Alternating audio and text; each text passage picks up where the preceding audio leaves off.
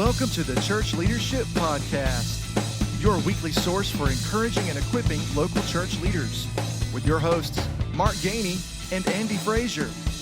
In each episode, Andy and Mark sit down with church leaders that you should know. We believe these honest conversations will be helpful and encouraging to you as you lead the local church. Here is this week's episode. Welcome to this week's episode of the Church Leadership Podcast. Man, we're so glad that you have joined us for today's conversation, and it's going to be a great conversation. We've got two guests today. We've done that before, and we're doing it again today. We're excited to hear from both of our guests. But before we even get there, a couple things. I want to remind you to subscribe to the podcast. If you're on YouTube, just hit the subscribe button, click that bell. You'll be notified. If you're listening on any number of platforms, make sure you hit the subscribe button. And the reason we ask you to do that is because we don't want you to miss a single episode. We really do love these conversations. We enjoy them. Andy and I are encouraged every time that we get to talk with another church leader. And so we want you to be encouraged and equipped as well. That's our mission here at the podcast, to encourage and equip you to lead in the local church. And so we don't want you to miss a single conversation, a single episode. So make sure you subscribe. And today's conversation is brought to you by our partners at Sanford MTI. We'll tell you a little bit more about them in a bit. But first, let's get to today's conversation. Mark, I can't wait to get to this conversation. And I'm so glad that those of you who are listening and watching have taken time to join us this week. We have some special guests. We have our good friend, Matt Haines, who serves as the pastor at Central Park Baptist Church in Decatur, Alabama. And he also serves on the board with Kris Mobbs. Kris is the director of African operations for Four Corners Ministries. It's a mission organization. And we're going to talk a little bit about that today. Matt and Kris, we are so glad you guys could join us on the podcast this week. Thanks. Glad to be here. Appreciate you having us. Awesome. Well, we're gonna start. I think really, our podcast is built on relationships, and so Matt, you and I have known each other for several years, and in fact, you introduced me to Four Corners years ago. And the work that they're doing specifically in Uganda, because that's kind of where your heart and your passion was too. And so Matt, you're a pastor. You're the senior pastor there at Central Park in Decatur, a little bit north of us. And not only are you a board member on Four Corners, but you're a pastor and you lead your church to be involved in missions. And so talk a little bit about how that partnership evolved, even before you were at Central Park, how you found out about Four Corners and kind of how God used that to bend your heart to that part of the world. Sure, yeah. My Four Corners story could probably take up the whole 25 minutes of the podcast, but I'll give you the cliff notes. So I went to church, and that in Central Alabama in 2009. When I went to that church had not really had any personal missional engagement outside of writing a check to the cooperative program for over 8 years. And the main reason for that was because, from what I could observe, the pastors before me had never personally invested in missions or made it a priority in their ministry. Never made that a huge missional priority. So I began to preach on that my first Sunday there, and began to try to cast a vision for what missions looks like and what missional engagement looks like. And through that process, one of our deacons in the church really attached onto that and began to help me to start looking at ways we could do that. And through that, he felt a personal calling to leave his occupation here in the States and go overseas somewhere. And he looked at a couple of different avenues for doing that. He ended up settling with an organization out of Central Alabama called Four Corners Ministries. I'd never heard of it in my life, didn't know anything about it. I was supporting a guy and his family from my church who felt called to go to Africa. And but we sent them out. We helped support them financially. We prayed for them regularly. We kept in touch with them and read emails to the church from the mission field for a little while. He was there a little over a year, and I took a trip with one of my deacons to Africa for the first time, to Uganda, to see the work firsthand. Back then, it was a couple of buildings and a big old tree on the property that people met under and ate under. And just my heart began to really break for that area of Africa and the work we were doing there, and came back and we made a decision we were going to be involved, not just, giving money to Four Corners Ministries, but sending teams. We sent about 6 teams from that church over the course of probably 4 years. And I was there, until I left in 2018, and then I came here and our church here started engaging. So it's a great story, Matt. We know, all of us know personally, you can say you want to be involved in missions, but it is a radical, life-changing thing when you actually go somewhere. And like you mentioned, your heart began to be burdened and break for that particular people in that particular part of the world. So Kris, we are thankful that you are joining us all the way from Northern Uganda. Tell us a little bit about your story and what you and Four Corners are doing there in Uganda. Yeah, so stateside, I was a bivocational pastor, church planter for a number of years. And it was from that bivocational role that God put a burden on my heart for unreached people groups, under-equipped people groups, specifically here in Northern Uganda. Now, my wife was on the mission train long before I was. When we were engaged, she told me one day we're going to live in Africa. And she was beautiful, so I didn't care what she said, right? I was like, okay, we'll talk her out of that later. But sure enough, here we were. We visited in 2013, surrendered to the call in 2015, and a joyful surrender. We saw a desperate need here for something that we around Four Corners talk about all the time, and that's gospel clarity. And being a church planner and a pastor, I had a passion for the gospel, how it goes forward, but ecclesiology in particular. That I believe that God's plan A is through healthy local churches. Amen. And when I got boots on the ground here, I learned pretty quickly that there are few and far between out here in Africa. There's a lot of places that call themselves churches, but in reality, they're not preaching the gospel. And so that's kind of my heart, my passion, and the primary role that I oversee here is our pastor training program. There's a lot of stats that are thrown around, and we'll just say this: the percentage of international pastors that have zero training at all is incredibly high. And so for us, Matt and I in particular, we saw the desperate need and started putting our brains and heads together, what little brains we have, and came up with this pastor training program that gives these guys some tools to plant and lead healthy local churches. So, that is fascinating to me, and I know to Andy too, because I mean, we, on a different level, of course, we experience the same thing here in the States. Obviously, gospel clarity is pretty important, but I want to hear a little bit more about that. So I guess I'm going to ask both of you, and either one, both can answer. Kris, you'll be able to answer a little bit more on the ground, but so talk about a little bit about gospel clarity. And here's what I want to ask: what kind of false gospels, what kind of misunderstanding of the gospel do you kind of come across there in your work, specifically with pastors, right? So that's what fascinates me, is that you're not just taking the gospel out, you're training the pastors of the churches that are proclaiming the gospel, that are making disciples, and trying to get that gospel to be pure in what they proclaim. So talk a little bit about the kind of what you run up against, and then tell us a little about how that training happens and maybe what that looks like on a regular basis. Yeah. Animism is the primary spiritual background for most tribal people, actually all tribal people. It was the same with the Native Americans. It's the same here in Africa, it's South America. What animism does is it teaches you how to approach the spiritual world and manipulate the spirits to work on your behalf. And so the primary issue that we have here with gospel clarity centers around the prosperity gospel, which is really just animism in Christian language.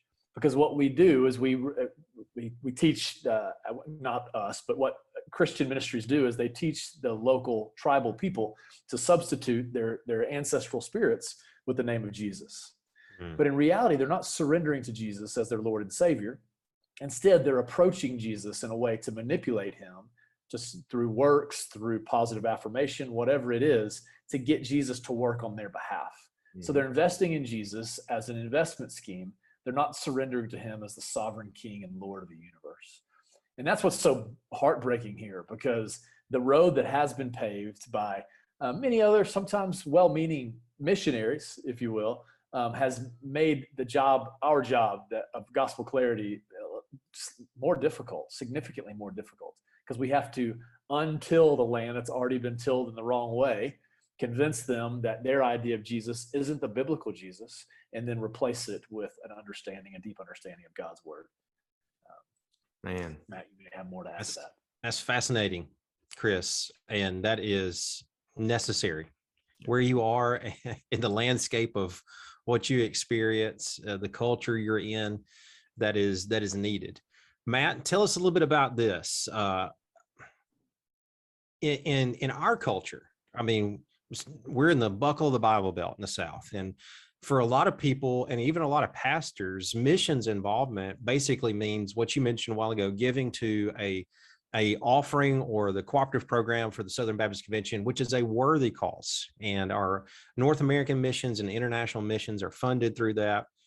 But why would we want to invest in a entity that is kind of autonomous, but it partners with churches in this aspect? Because a lot of church members and a lot of pastors want to go and help. They want to go and feed the poor, or build a church, or, do something physical, meet physical needs. And that's great. But tell us how you came to be involved in this, and how you're continuing to be someone who invests in what Kris is doing by equipping indigenous people to reach their own people, training pastors, helping them learn how to plant and healthy churches and get the gospel right. Tell us why that's so important, partnering with an organization like Four Corners. Yeah, absolutely. Well, what I would say, first of all, and I thought about this a lot in preparation for this, what really I came to the understanding of when I went to my first senior pastorate. I had been in a associate pastor role in a church previous to that, youth minister in that church for several years. We were in a pretty large church, had a lot of resources. We had a lot of mission trips going all over the place. We had some different, what I would call partnerships, but they were kind of this church member had a passion for this ministry. And so we partnered with them because that church member had that passion, but there wasn't anything really central that the church was doing.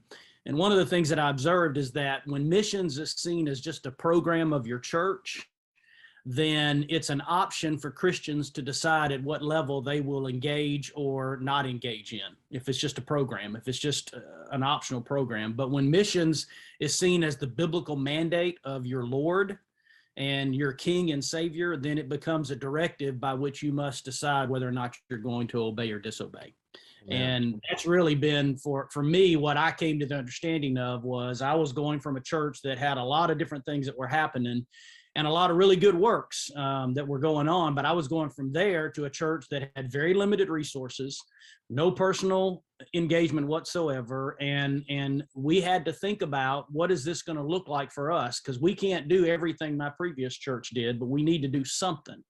And you guys know me. I'm as Baptist as they come. I think about the old preacher who was asked, if you weren't Baptist, what would you be? And he said, I'd be ashamed of myself. I think about that. I was educated in a Southern Baptist seminary. I bleed the cooperative program. I serve in our state through different, missions endeavors through our state. So I don't think it's a matter of do we stop doing things in our partnership as Baptist with the cooperative program. I think every church can do what they're doing and more. It's a matter of prioritizing missions. And the reality of it is, a lot of churches that I've seen and been involved in, they spend as much on, ministries to entertain and make their church members comfortable. They spend a lot more on things internally than they do on things like missions. And so, we just came and said we can do more. And so we started to set that vision out there. For us, early on, I set two challenges that I wanted us as a small church to begin to do. The first of those was I wanted us to pray for an unreached people group, identify an unreached people group of all of these that are out there. Let's identify one unreached people group that we're going to begin to pray for, and just brainstorm for ways that we can engage with them. That's how we started. We started with one people group. We started praying for them. We sent a team over through the IMB to try to work with them. That really didn't manifest itself, but that was the start of the process for us. And it was through that process that my deacon, who was involved with that, his heart began to shift to Uganda and Four Corners, and we found this other people group, and that became the investment for us. The other thing that we, set a challenge for as a small church was we wanted to invest domestically in a church plant somewhere in an underserved gospel area within the United States. And it took us about 3 or 4 years before we were able to, free up some resources and begin to send some money to a church planter and send teams to the Northeast, to Boston, and to work with the church planter there. So that was what it looked like a lot for us. It was just, it was a matter of not saying, what can't we do, but what can we do and where can we start? Yeah, that's great. That's good, man. That is good. Thought you were going to preach there for a minute. I'm loving it. So, I mean, what you said is so real, and I think it's a challenge for us pastors and church leaders as we listen to this and watch this. I mean, what are we committed to, right? What are we investing in?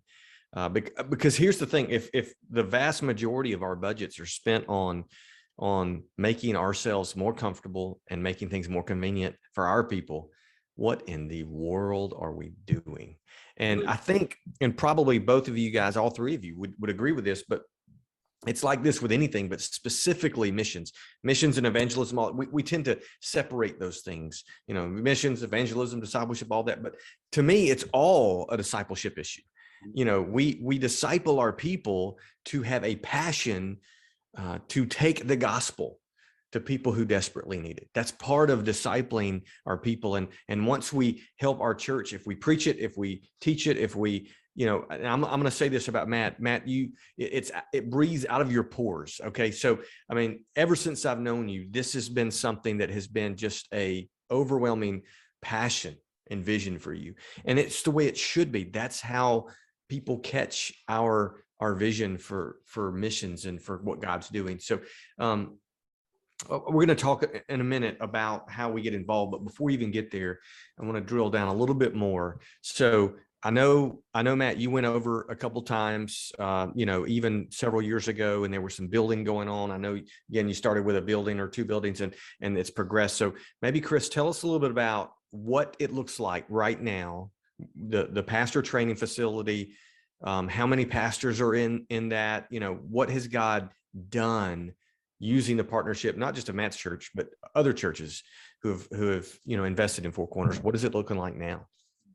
Yeah, so Four Corners Ministries is a holistic approach to one particular community out here, using this Abana's Hope, Children's Hope is what it means, as a launching pad to get out further. And so we've got a whole bunch of different ministries going on, all of them earning us the right to speak a clear gospel into people's lives. So we employ about 140 Ugandans. We feed about 250 Ugandans, 2 meals a day, 5 days a week. That includes our school children. We have a primary school that is kindergarten through basically 4th grade right now. We'll go eventually through 7th grade. But the Pastor Training Center, we started it about 2 years ago with 44 enrolled students from 9 different tribes. Even after the COVID nonsense, the global pandemic thing that's been happening, I'm sure you guys are aware of that one. We still got 40 students that are still completely committed. We've lost 4 in the process. 2 of them have moved back to South Sudan. We're not far, a couple of hours south of South Sudan, which is the youngest country in the world and one of the most unstable. There's currently a tribal civil war going on. And so all these refugees have flooded across the border. And so when that happened, we as an organization said, wow, this is God has orchestrated the movements of his people for his glory. And so that's we really targeted these refugees in the camps. So we have 9 different heart languages, but they all speak English, which makes it easy because I barely speak one language. So it's good. So yeah, 40 students currently, and we've got sponsorships for all of them. Mainly Alabama, actually, churches that have partnered with us to fund these guys through this 3-year process. So it's gone phenomenally well. Well, I think Mark is going to ask you guys at the very end. He keeps hinting about how someone can get involved or find more out about Four Corners. We'll make sure and include that information in our show notes for this episode. I know probably as Matt, as you're talking, and Kris, as you're talking, people are probably listening and thinking, man, this sounds like a worthwhile investment, a kingdom investment for our church to make. Tell us real quick as we kind of wind our time down, maybe Matt, you share, and then Kris, you share something encouraging with those who are watching or listening, as specifically as how can being involved with an organization like Four Corners, how can that help you personally? How can it help your church? And how can it help those that you guys are investing in and equipping there in Uganda? Yeah. So let me just say, as far as church leaders go, pastors and church leaders, Mark alluded to this a second ago. Your church is not going to have a missional investment if you as a pastor don't have a missional investment. So for me, it means me trying to carve out time in my schedule to figure out when am I getting over to Africa and how am I going to lead people over there and expose them to what's happening. And it's not easy. It's not, if you're looking for something that's easy, convenient, and inexpensive, then you can't do global missions, because it's none of those things. So, for us, it's an investment of, it's 2 weeks at a time. It's almost 12 days, just about every trip we take over there. It's several thousands of dollars that it's going to cost to go. It's a very uncomfortable plane ride getting over there.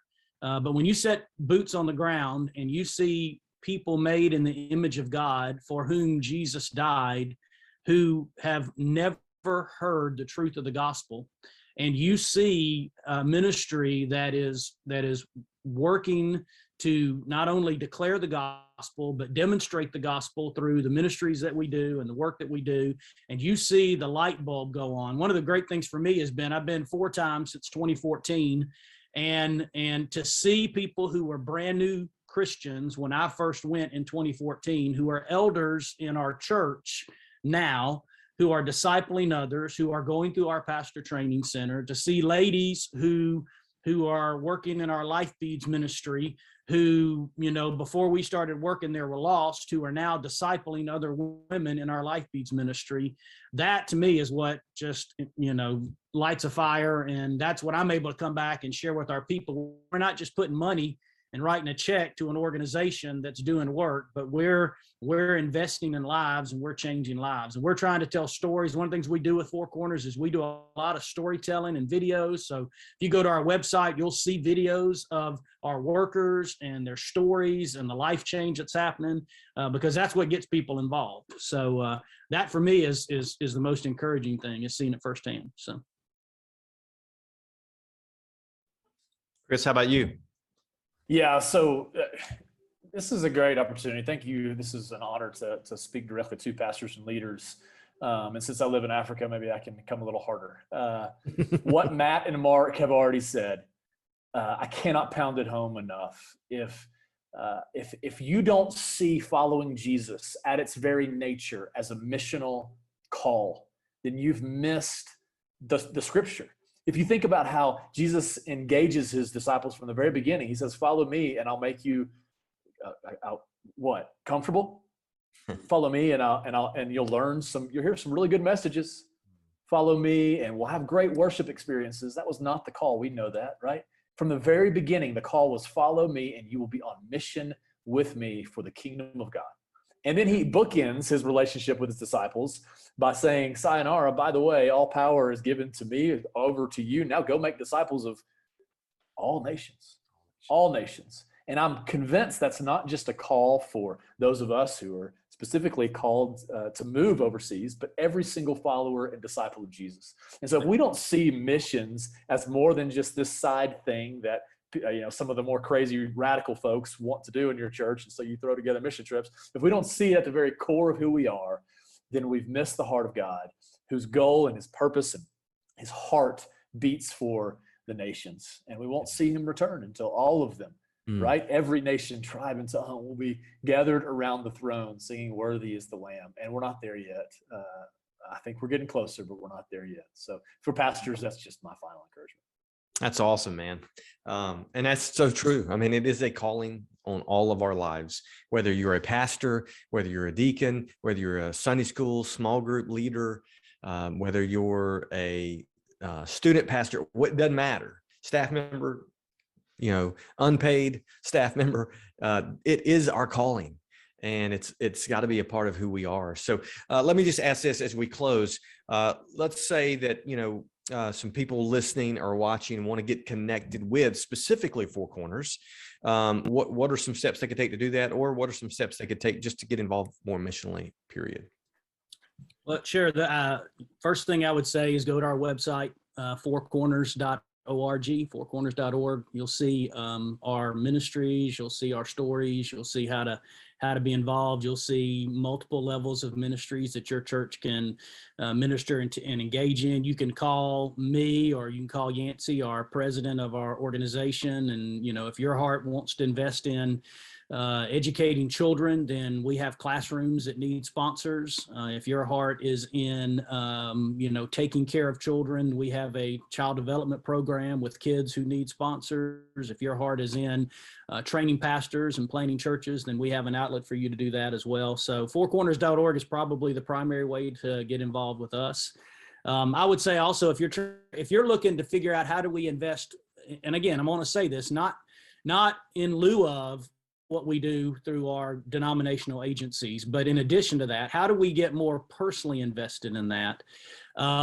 Just take your time and make sure you vet the organizations that you're talking to carefully, because not every organization that says they're doing mission work is necessarily doing gospel-centered work. And I would say focus on depth and not numbers. Focus on ministries that are diving deep, because if you want to grow the richest fruit, you're going to have to plant your roots deep. And that's part of what we're trying to do through our organization. You can find a lot of organizations that are working in Africa, and they'll throw out numbers of, they planted 10,000 churches last year, and they did this and they did this. And we can just tell you from being on the ground firsthand that it's really hard to grow a fruit-bearing, gospel-centered ministry if you're working at that level. So focus on ministries that are working on depth and are moving slowly, but in a faithful way through planting the gospel. That to me is the biggest thing. And I believe Four Corners is one of those organizations. So. That's awesome.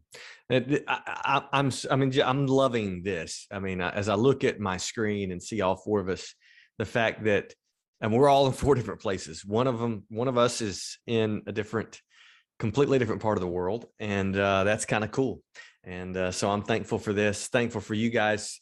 Man, we appreciate you guys just taking some time out. Kris, I mean, it's like evening for you where it's morning for us. So thanks for carving out some time. Matt, thank you so much for spending some time with us. And we just appreciate you guys being on the podcast.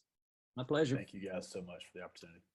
We're glad you joined us, Matt, Kris. We enjoyed it. I feel like maybe, Mark, there might need to be a follow-up podcast for this. So, so every single time we close out our podcast, we end it with, we hope you are better encouraged and equipped to lead the local church. And we want you to do that, but we also want you to be better equipped to lead globally in God's mission, where he's asking you and your church to partner with ministries and missionaries just like Four Corners. So we hope this episode has helped you be better encouraged and equipped to do just that. All right, we'll see y'all next time.